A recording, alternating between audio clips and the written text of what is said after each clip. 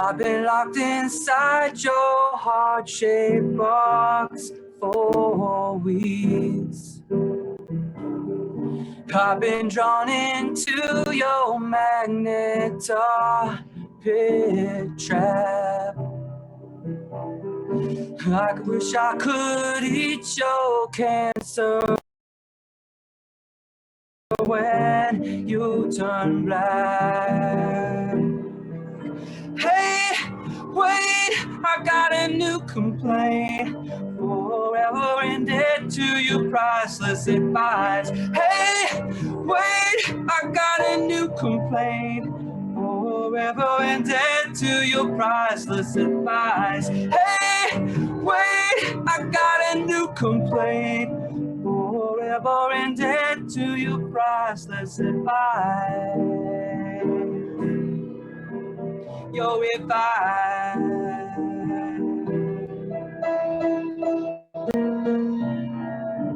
eating orchids, forgive no one just yet. Cut myself on angel hair and baby's breath. Broken hearted of your highness, I'm left black. Throw down your umbilical noose so I can climb right back.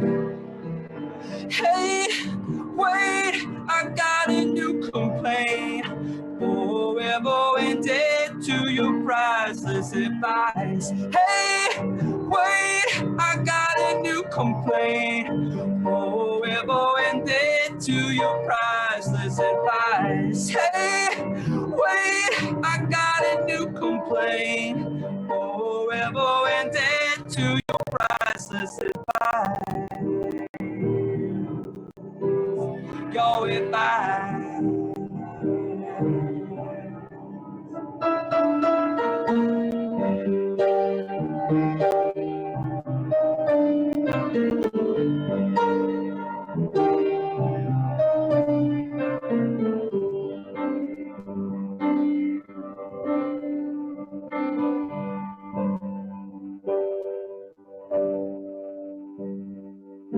She eyes me like a Pisces when I am weak.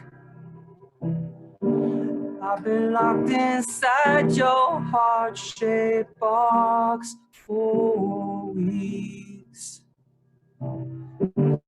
I've been drawn into your magnetic trap. I wish I could eat your cancer when you turn black. Hey, wait, I got a new complaint. Forever indebted to your priceless advice. Hey, wait, I got a new complaint. Forever indebted to your priceless advice. Hey, wait, I got a new complaint. Forever indebted to your priceless advice.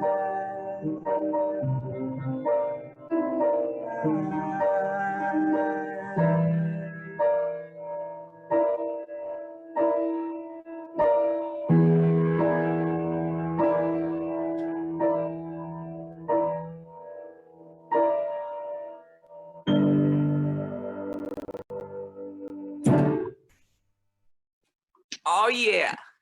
I did not see that coming. That was awesome.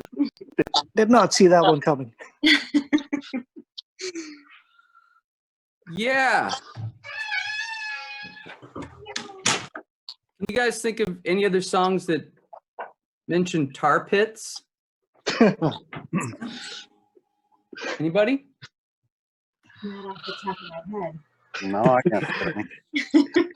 Because You're I probably was gonna make one. cutting some tracks for OK Human yesterday, Ooh. and we have a song called the La Brea Tar Pits, and I was I was like, oh my God, Tar Pits.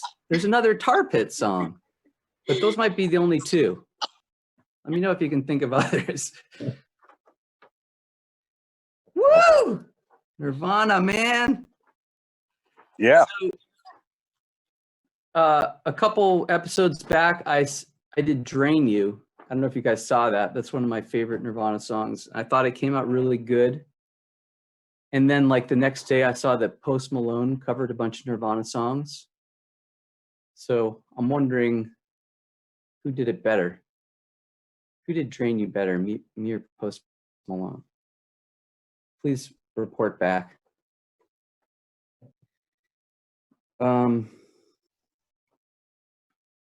Yeah. So I'm not gonna, I guess I'll give you the final update on my model airplane. Pretty good. This, whatever part goes in here kind of fell through. So I'm kind of bummed about that. On this side, you can see there's like a little, some part of the engine there. It was really hard. I was surprised how hard it was. This was a level 4 model airplane, which is, I think, the hardest. So now I'm working on a level 2. It's easier. Everybody say hi to Carl. Hello. Hello. Hi, Carl. Hey, Hey, Carl. Carl. Hello, Carol. Nice to see you all. Yes. You're at your home in Buffalo, right? Yes, it is snowing, but it's also sunny at the same time. Oh my God, it's snowing? You already have all the flowers and all the beautiful springtime stuff, and then today it decided, no, we're just going to punish you one more time. I was out on a bike ride right now in the snow. Oh, awesome. And what's that stuff behind you? Well, this is one of the bookshelves in the office here, and there's other ones across the hallway in the living room, and they're just full of my books. But then in the last 3 or 4 years, they've been increasingly redecorated by my child. The higher he could reach, the more shelves get strangely rearranged. And I decided not to stress about it, even though I'm really particular about that kind of stuff. So Yeah. now there's like, art and weird toys that don't, make any sense, and little arrangements. I always ask him what it means. It's like, oh, well, this guy, he had to come here because he got a boo-boo on his foot. So then there's these whole elaborate stories of why these scenarios happen. But then he decided to take this stack of books that I didn't have any place for, and they're all like Black history books, like this one. And for some reason, he decided those had to be facing out and on display. And I was like, you know what? That's great. That's cool. He has no understanding of this stuff yet, but it's nice that he's at least checking it out. It seems like he's a real collector, organizer, systematizer like his dad. Yeah, except his systems can be pretty unkempt at times. Uh-huh. He's 5.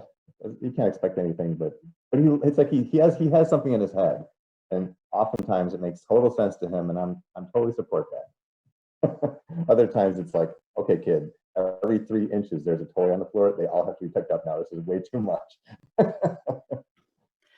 So I don't know if everyone knows this, but you've turned into the band's archivist, right?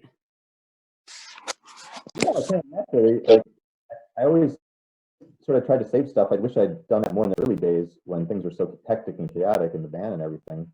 But it just seemed like I could never throw anything out, and it just seemed like a bad idea to. So I ended up accumulating a lot of stuff. And then in recent years, it's like, all right, they have a poster for the show tonight. Can we get 5 of those so we can just squirrel them away somewhere? And it just kind of grew into this monster that's currently in my basement.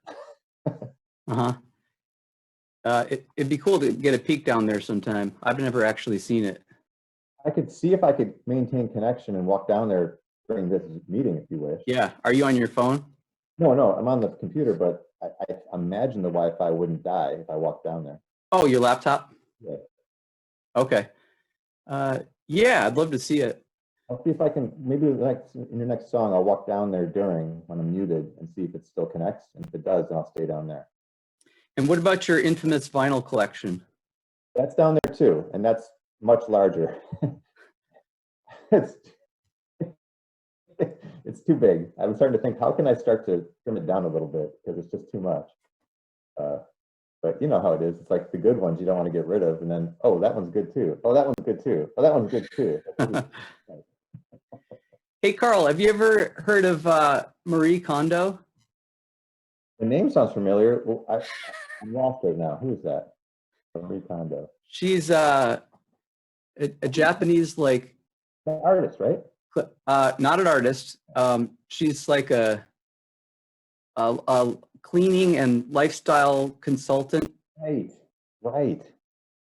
So I've gotten rid of just about all my stuff after reading her book a few years ago. You know what? Don't read it. I think somebody should keep a copy of everything, like Noah on the ark, you know, just in case we need it someday. I read the book and like the next, like a few Zoom meetings down the line, you see me, I'm in a tent in the forest somewhere. It's like, oh yeah, all that stuff's gone. Oh yeah, the house, we didn't need that. Speaking of Japanese people, I texted you that I ran into Takashi the other day, just like out in front of my house. We were out taking a walk and we saw him. Oh, cool. Yeah, so Takashi was somebody I met at LA Community College in typing class, and he roped me into taking karate with him. And I took it for a year and a half. I think I got to my blue belt. Oh, green? What was higher? Green is higher. I think I got a yellow stripe on my blue belt, which is like advanced enough that you would think you can fight, but not advanced enough that you could avoid getting your ass kicked. Wait, I got an alarm going off. Hold on.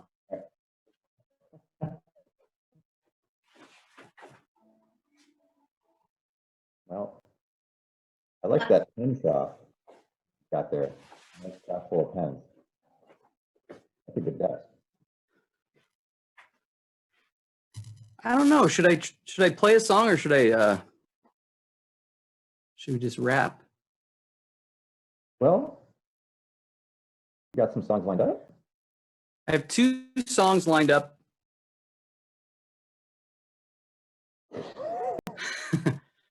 No. Okay. I'll definitely play one more. Just I don't know how much rapping and what the right rap singing ratio is. Normally I'd say no rapping, but You can rap. Why don't I try to take this downstairs while you do another tune? And okay. Down there, and that might down there, or it might be a total failure. Yeah, it might be a cool like video for the song. Okay, I will investigate right now. I should have prepared in the garage or something. Oh.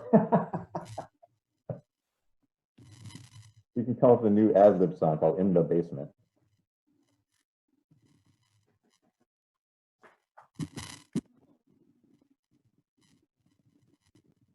Okay. Oh. All right, I will mute. Okay. Everything still sound and look like it should, apart from my mustache.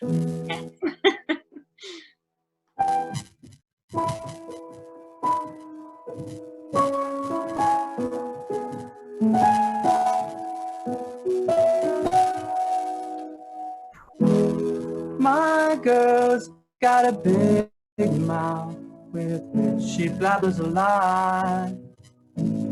She laughs at most everything, whether it's funny or not. And if you see her, tell her it's over now. I want a girl who will laugh for no one else. When I'm away, she puts her makeup on the shelf. When I'm away, she never leaves the house. I want a girl who laughs for no one else. My girl's got eyeballs, the back of her head. She looks around and around, you know it makes her sad to see her like that. And if you see her, tell her it's over now. I want a girl who will laugh for no one else. When I'm away, she puts her makeup on the shelf. When I'm away, she never leaves the house. I want a girl who laughs for no one else. And if you see her, tell her it's over now.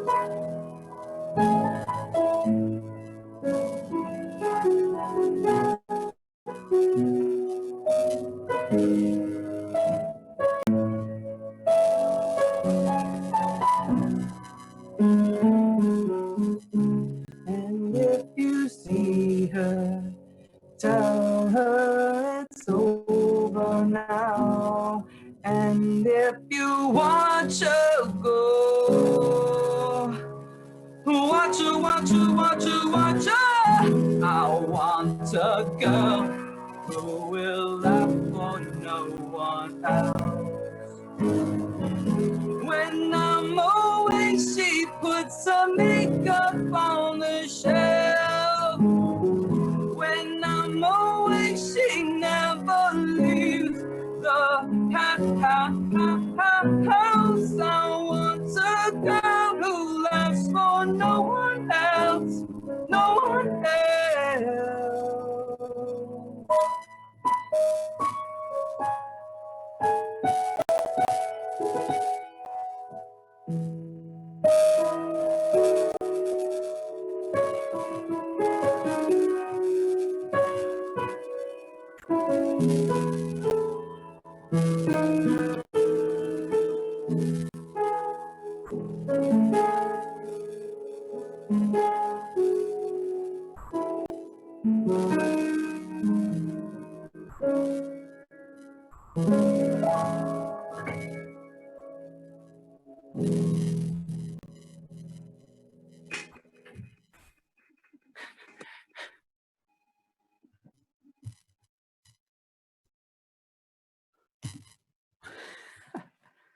Very nice.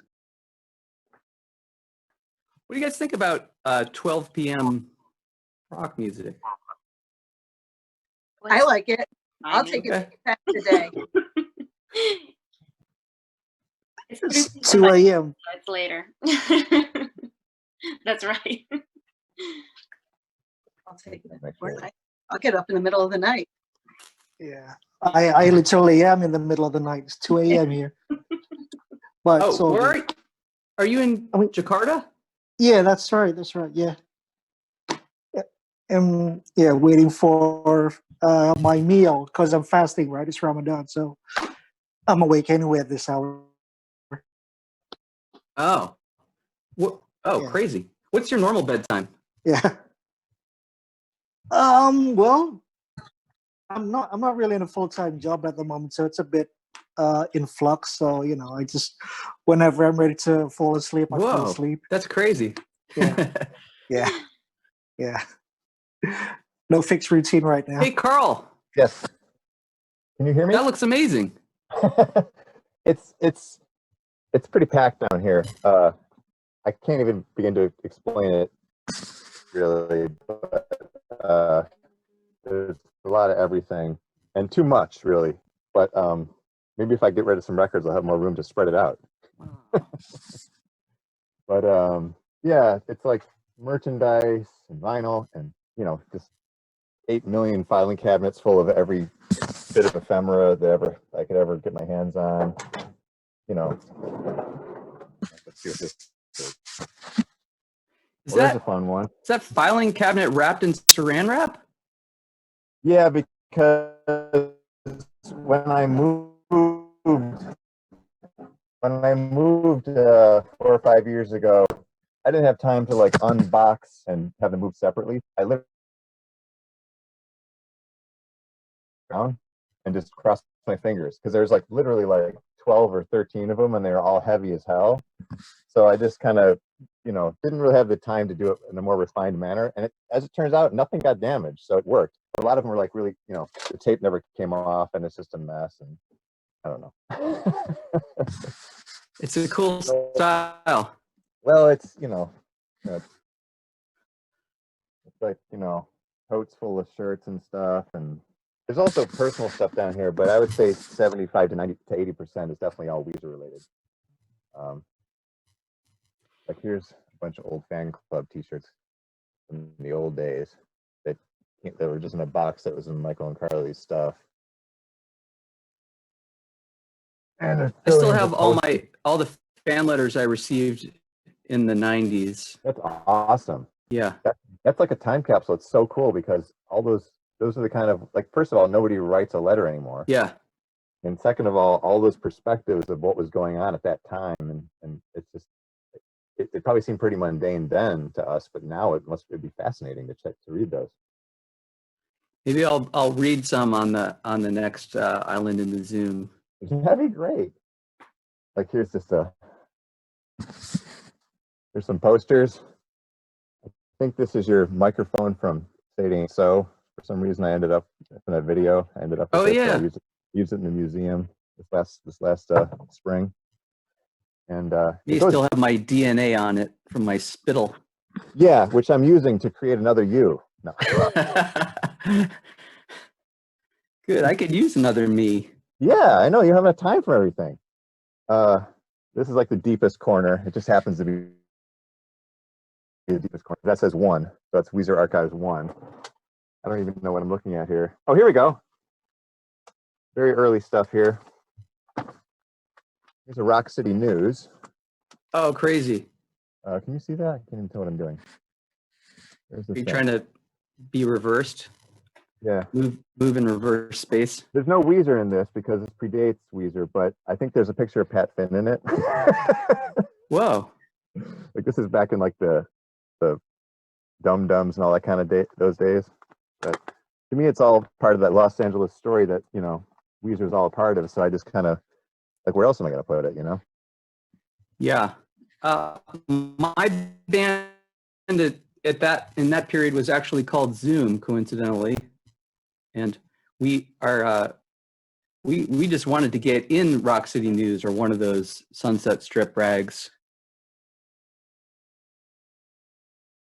Was I muted? I'm sorry if I was muted.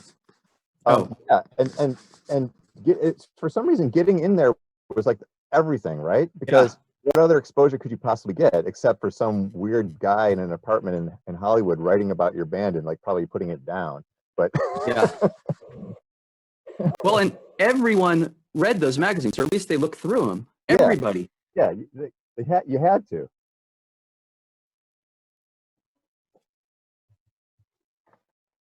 Is it working? Yeah. Got a bunch of stuff. This goes on and on. I feel like the story of how things were in Los Angeles at that time period is kind of an untold story a little bit, and the fact that it kind of led to the birth of Weezer, it's like it's significant enough that I've been seriously thinking about how there's got to be a way to tell it, because that whole world where like the old glam world of the Sunset Strip was like morphing into something else, and like I don't know, there's like it feels like only the people that were there could really understand what it felt like, and a lot of those people seem to have vanished. Mm. Do you have any I don't want to put you on the spot, but any anecdote about Weezer or me or Takashi? I mean, anything that would illustrate one of the characters? Takashi, I would never forget any stories about Takashi. They're all funny. I remember he would go out running when we lived in what we called the Blue Diamond Terrace, which was on Fulton, I believe, just off of Sunset, across from what used to be the Ralph's and the Fulton, was it Fuller? Fuller. Sorry, not Fulton, Fuller. Across from the Denny's, which is now some awful other thing. And he'd go out running in like it was like August in LA, so it'd be like 95 and gross, and you go out running like crazy with his shirt off because he had to get in all his training every day, and he'd come back, and he would be like, sweating, like super thirsty, like just exhausted. He'd be running like 15 miles in the sun. He'd come back, and the first thing he would do is chug an entire quart of whole milk. And then he'd start cooking up a steak on the grill, like in a frying pan, and he just like terrible preparation. And he would just like start eating it, and he's like, "Chikashi, why do you do this?" And he's like, "Milk gives me a power." So yeah, this is the guy that every night after karate class, I'd go over to his apartment and we would hit ourselves in the shin with sake bottles. Right, Bam, bam, bam. right. To like toughen them up, right? Yeah, You could like kick people. yeah. And he would punch trees so that his knuckles would essentially break and then fuse into one, what he called super knuckle. Right, and he never stopped doing any of that stuff, and he's like one of the most like gentle yet most powerful people in the world, I think, today. Yeah, so he now is the sensei of a dojo in the same tradition right here in on Sawtell. It's so cool. That was his dream. He worked for like 15 years to get his green card, I remember, and he had to work for a grocery store guy that like he had to work Christmas, he had to work every day of the year, he had to work like 14 hours a day, and he did it for like 5 years straight because the guy had him over a barrel, like, if you don't do this, I won't get you your green card, or it won't help you. And he did that. He put up with all that stuff because his dream was to have his own dojo in Los Angeles. He never wanted to give up on that, and it's so cool that he just went for it. Yeah, he said now he's teaching classes like on Zoom, basically. So cool. Oh, I'd like to see that. Yeah. All right. Well, we've gone over our time here, so it's so great to see you, Carl. Thanks for hanging out with us. And I'm going to play just a little bit of Happy Hour to take us out. The rest of you, I'll see you next weekend. All right. Thank you. Thank you, everybody.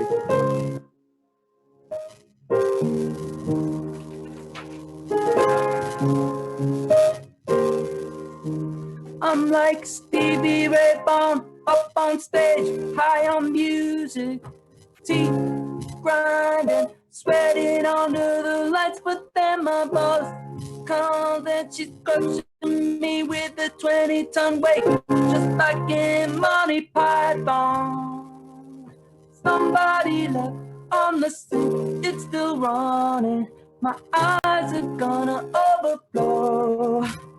I need happy hour on Saturdays. I need happy hour. I can't wait. Maybe I'll meet a scientist in sweatpants and a hair tie. We'll conversate about Gettybird and MIDI keyboards. Then we'll slow down, head on my shoulder, swaying back and forth, and my friends look on and smile. Everything's gonna be alright. It's my happy hour on Saturdays. It's my happy hour. I can't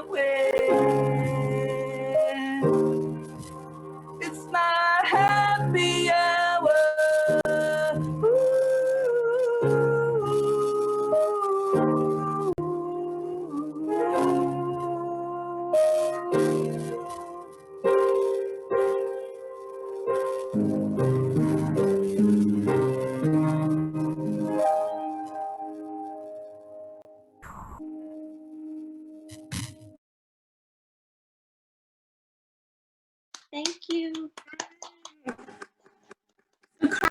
Rivers has split, and he gave us some permission last time to hang around and ask some your questions. Do you have a few minutes? I do. Awesome. I just want to make Love sure my your piece. connection's good. Can you hear me? Yes. Oh, yeah. Okay, because I'm in like the Wi-Fi pit of hell right now. So I was always afraid to The come down. dungeon. Doing okay. I'm like surrounded by concrete and steel and like tile. So awesome. Panelists, does it have a question for Carl? Yes, but you know, I'll whoever wants to go first, go first. So, Well, Carl, are there any items in the basement that you find yourself going back and looking at and being like, you know, I guess tying it to a specific memory that you always go back and look at? Well, honestly, it's so packed that I can't remember where anything is half the time. But like, all I have to do is like open up one box or one filing cabinet, and things flood back immediately. Yeah. But like the oldest stuff is the stuff that has the most intense memories. I mean, I was showing you that kind of darkest corner over there. Those first two filing cabinets are like the very first ones I started putting together, which have been like, you know, still in like the late 90s. Yeah. Before that, it was just like a pile of papers on the floor and stuff. And everything in there, you know, like I may not quite understand what it is today. Like what the hell is this? But once I study it for a few minutes, it's like it just remember like, oh yeah, this is the note when, you know, we had to go get the thing broke and we had to go get this and I had to go help Matt get that, and like, you know, just little, you know, things like that. And then the funny thing is I kept I could find any right now. It's not going to be easy, but here's a good example maybe. Ooh, 89 is too early. Here's what we want. Oh, here's a good one. I just had journals back then. Oh, wow. I've referred to these multiple times. Like this is December 6, 1991. Oh, wow. January 12, 1993. So this is like the prime, Yeah. you know, prototypical era of like all the things were like, you know, pretty much. I've only been in LA like 6 or 7 months when I started writing this. So like, and the, you know, and if you can see all these little notes on the side, that's all stuff I've like, you know, flagged because I had to like refer to what I wrote to try to figure out a time on something. And here, I'll read one. What does it say? So Rivers writes a song, Weird Power Grooves. And I later noted the song was called Little Bag. I realized my true allies are, besides Pat Finn, Wink, which means Patrick Wilson, River. And then people I happily live with include Takashi. And on the more peripheral side is I write Bob, Vaughn, and I put Bryce, which actually was the nickname of Matt. At the time, I did not know Matt well whenever I was writing this. And so, and he actually lived up in Northern California at the time. So he was like somebody I knew and was an acquaintance of, but I had no idea how well I was going to know Matt in a few months from now. So anyway, stuff like that just like freaks me out to like look at it now. That's awesome. I mean, that's just like a page I just randomly turned to. But yeah, like it's those things that like they're kind of like a gold mine. At the time, I didn't realize it, and I wish I'd kept much better notes, you know. And there's so many things I'm like, geez, you know, like according to the, you know, history, this incredibly important thing happened this day, and I've got a total blank. Like I didn't write anything that day, you know. Like so, what? Where was I, you know? But yeah, I guess I could take some other question or whatever you want. Hey, Carl, it's Lisa. I have a question for you. Hello, Lisa. My background, I don't know if you can see it. I love it. You created these flyers for a show in 1993. Yes. And it just blows my mind. Like back then, there's no social media. Probably didn't even have a cell phone. So maybe you have to copy these on a Xerox at what do they call the shops? Kinko.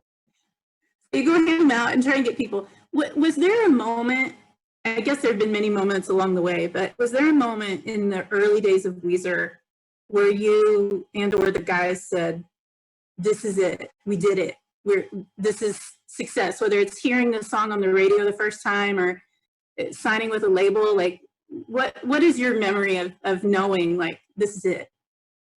Well, I think when they got signed, would have been that moment, but we were all very cynical. Like, it was exciting, and we were all like living day to day, like, oh my God, what's going to happen next? This is great. But it wasn't like you've made it. Like, we were all very aware that, you know, like by looking through like the cutout bins at like the record store, it's like, wow, this record, whoever these guys are, this came out 3 months ago. And nobody said that. You know, like, we knew that most bands, nothing happened, even if they got signed. Even that. So first you had to get signed, then you had to convince them to put your drop you before you even got to that point. Then you had to put the record out. Then the record it was all huge steps that were like a mountain. You still hear me? It says my internet connection is unstable. Yeah, Okay. you're still there. So getting signed was exciting, and there was a party and everything, and it was fun. But it wasn't until the record had been out for, I don't know if it was like a couple weeks or a couple months. We had gone on this one of our little runs in our van. This wasn't even a proper tour. It was like, okay, it was just like, it was in Phoenix somewhere, you know, San Diego, which we lived, so it wasn't even a tour. But like, I remember there was a little where we went out, and at the beginning of that, like prior to that, Undone had been served to K-Rock, which was the big station in LA still, but it hadn't been added or nothing happened. But I remember called Rodney Rock, which was Rodney Bingenheimer's late night show where he would debut, you know, these are the songs I think are cool. And his influence over the years faded drastically, which is sad because he was so important back in like the late 70s and 80s. But he still had the show in the early 90s at that point. He went on for years. And he played one night because he liked it. He liked Undone. And we've gone out on this tour, and I was like, well, that was, who cares? But let's just go on these tours and keep our nose to the grindstone and just go for it. And when we came back a week later, the show that we had booked, or were on, I can't remember if we were headliner or not, but it was at the Troubadour, which was a very ambitious thing to do, because even though the Troubadour holds less than 1,000 people, it was like, we couldn't pull 50 people in LA before that. So it was like, you know, the label was like, you know, we'll do like a label showcase. You know, we'll get you guys, you know, we'll pump it up. And we're like, yeah, great, you know. And even with all that attention,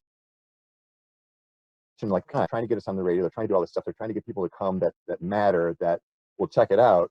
We're like, fine, there's going to be like, you know, our same 40 friends that we know, and a bunch of label dudes and a bunch of radio station dudes, just do the show.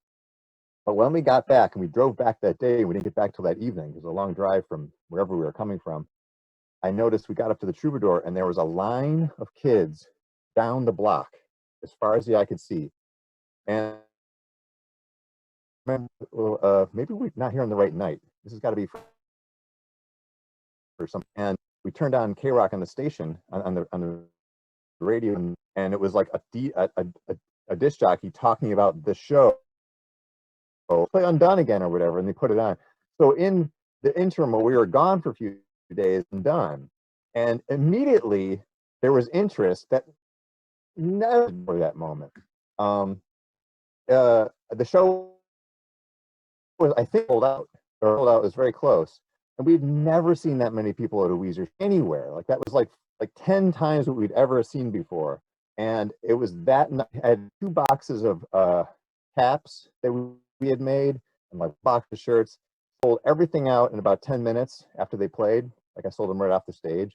And that was the night I was like, all right, now we finally know that people will care about this. It wasn't until that night that it was like, now I can see that there's really interest, like this can work, you know.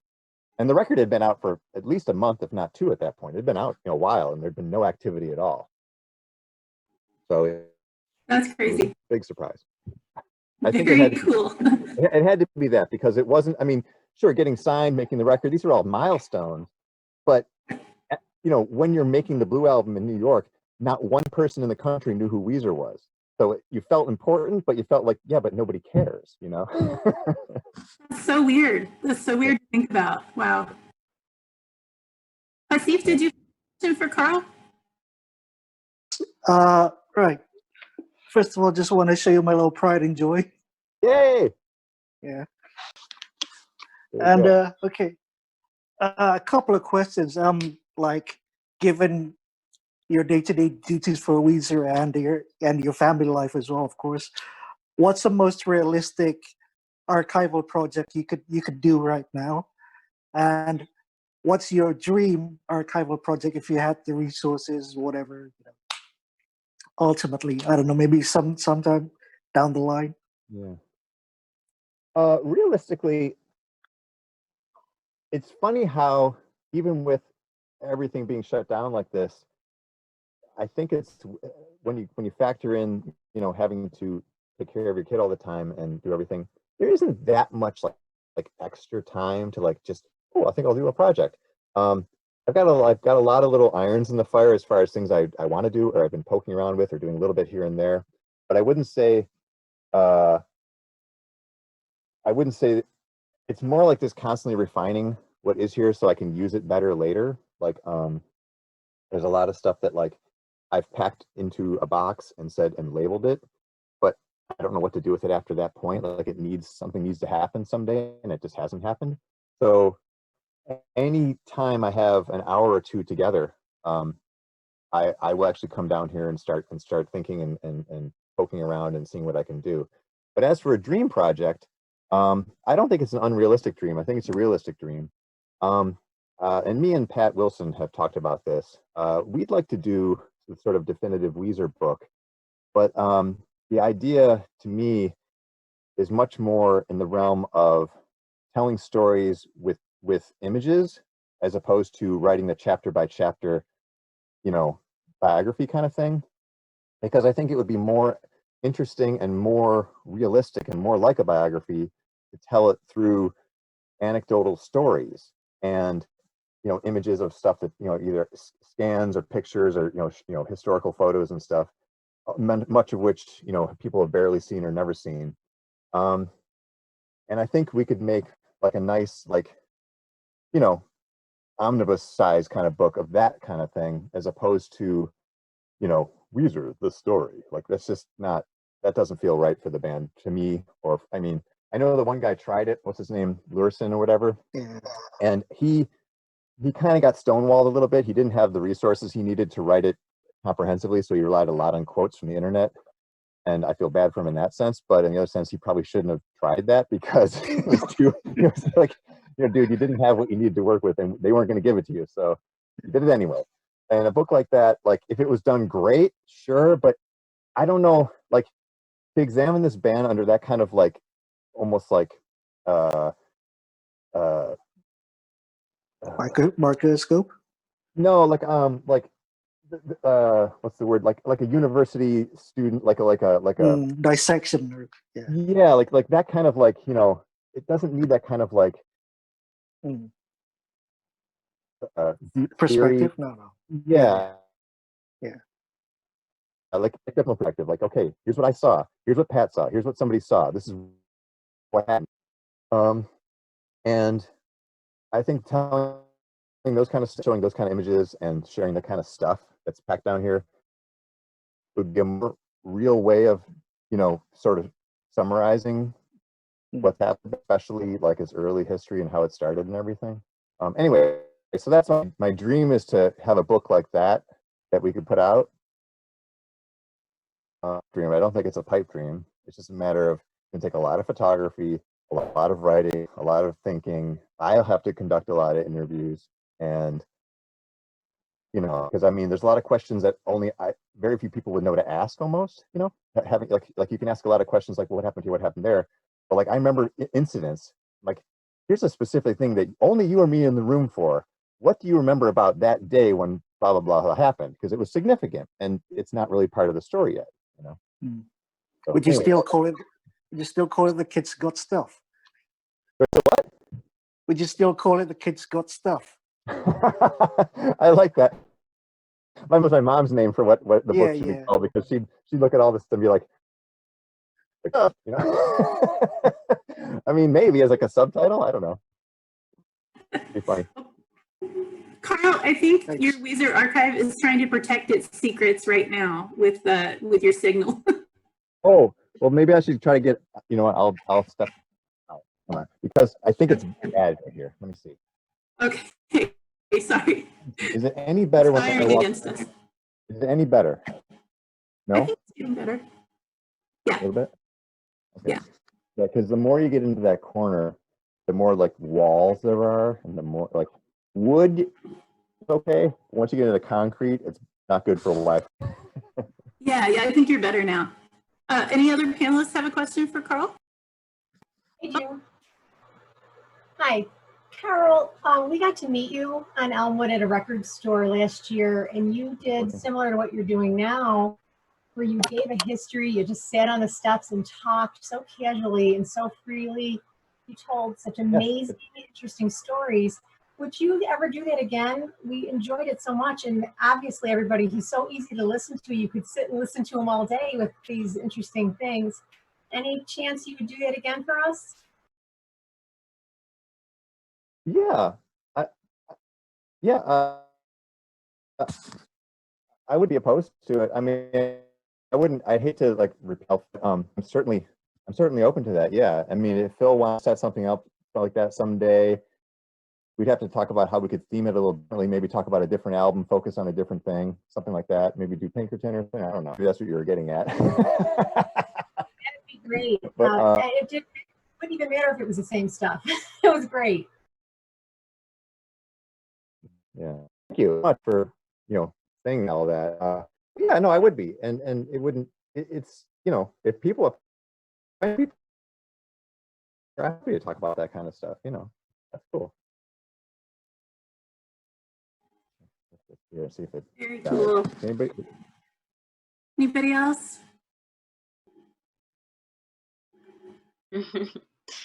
All right.